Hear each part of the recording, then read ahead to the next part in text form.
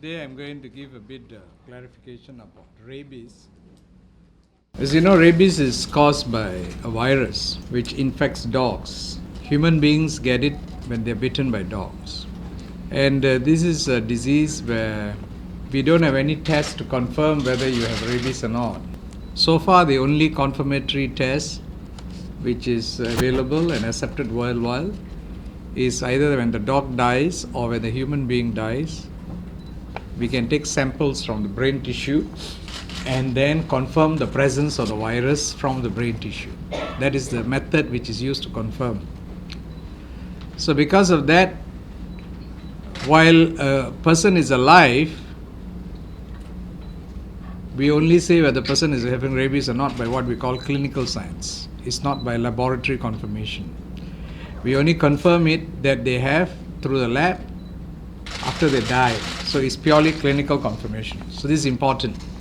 Because I see some of the reports which come out say, so many people have been diagnosed with rabies, which is wrong. Actually, it refers to so many dogs which have been diagnosed with rabies. That's what it means. It means so many dogs, only dogs have been confirmed to have rabies so far in Malaysia, only dogs. But we have about 12 people who have been bitten by dogs who have rabies. There are 12 people. The dog has rabies. The dog has been confirmed to have rabies. That means the dog has been killed, has been examined, has the tissue shows is positive that the dog has rabies, and this dog has bitten human beings.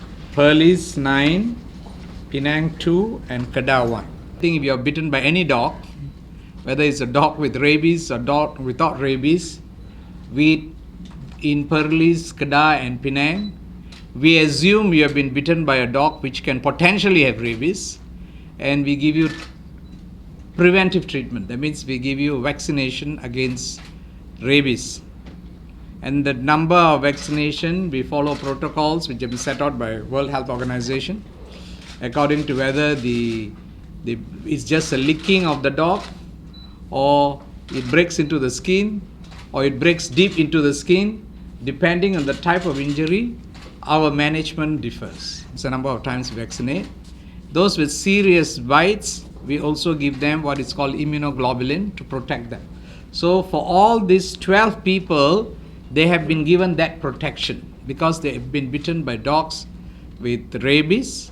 And for the others who have been bitten by dogs, until 20th September, there have been 66 cases of dog bites in those three states. And all the 66 cases of dog bites have been given this rabies vaccine. Okay? The vaccine which the veterinary department uses for dogs is different vaccines. So as far as the vaccines for human beings, we have got adequate storage. We have enough stores. There have been concerns about whether the veterinary department has enough vaccine stocks to vaccinate dogs, but I think they are trying to get more. Today's news I heard, they are contacting the vaccine bank to actually increase the supply of vaccination which can be given to dogs.